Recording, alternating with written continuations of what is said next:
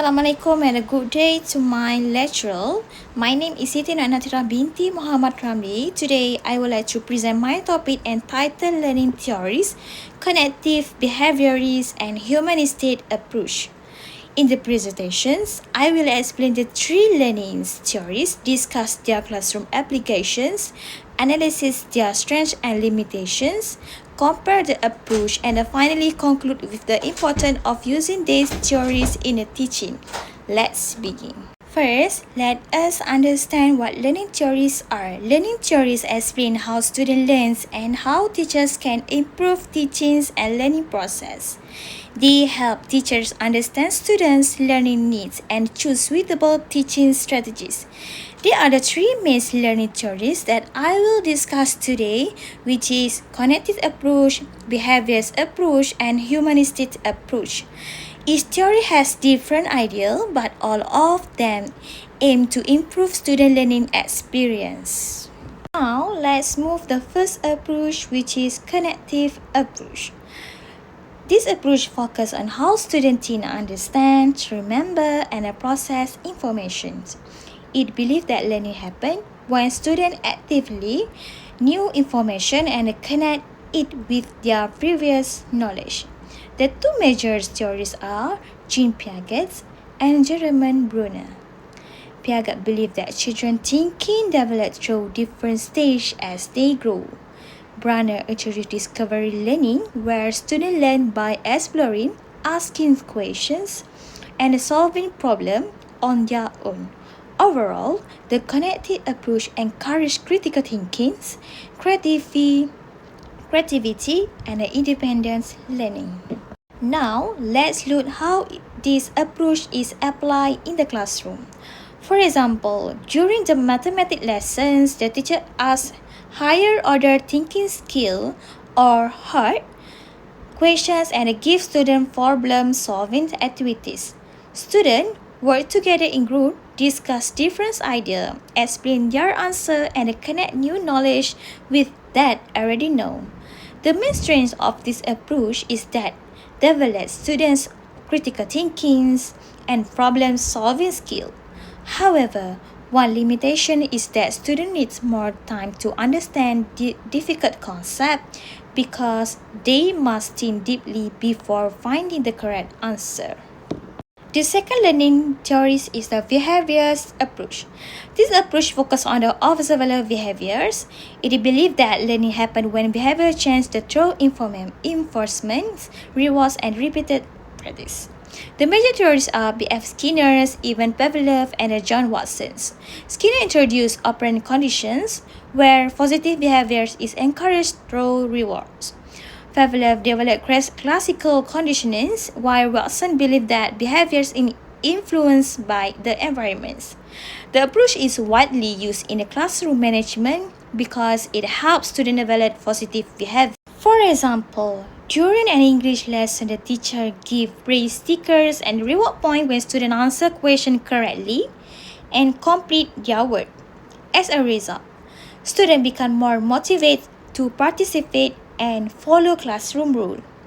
The strength of this approach is that it improves classroom disciplines and encourages positive behavior. However, one limitation is that some students may only behave well because they expect reward instead of developing motivations. The third learning theory is the humanistic approach. This approach focuses on the whole person, including emotions, confidence, self-esteem, and personal growth. It believes that students learn best when they feel safe, respected, and motivated. The major theories are Abraham Maslow and Carl Rogers. Maslow introduced the hierarchy of needs, while Rogers believed in student-centered learning and creating supportive relationship between teachers and students. Overall, this approach helps students become confident, responsible, and independent learners. For example, during a group discussion, the teacher encourages students to share their ideas freely without fear of making mistakes. The teacher listen carefully, respect every opinions, and create a positive learning environments. Students feel valued, respected, and are more confident to participate in classroom. The strength of this approach is that increase student motivation, confidence, and emotional well-being. However, it may be difficult to implement in large classroom because very student require individuals' attentions. Now, let us compare the three learning approach. The cognitive approach focuses on the thinkings and understandings. The behaviors approach focuses on behaviors and reinforcement. Meanwhile, the humanistic approach focuses on the student emotions, motivations, and personal growth. The role of the teacher is also different.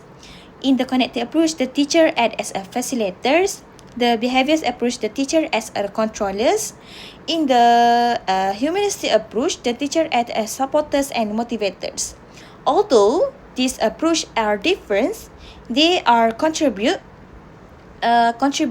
to effective learnings, and each learning theory has its own strengths and limitations. The cognitive approach develops critical thinking and problem-solving skill, but it requires more time for students to understand a complex concept. The behaviors approach is effective in improve disciplines and classroom management.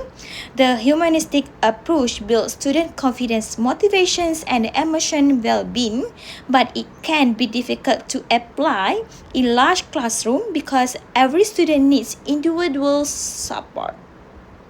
Therefore, teachers should select the most appropriate approach based on the learning objective and the student's need.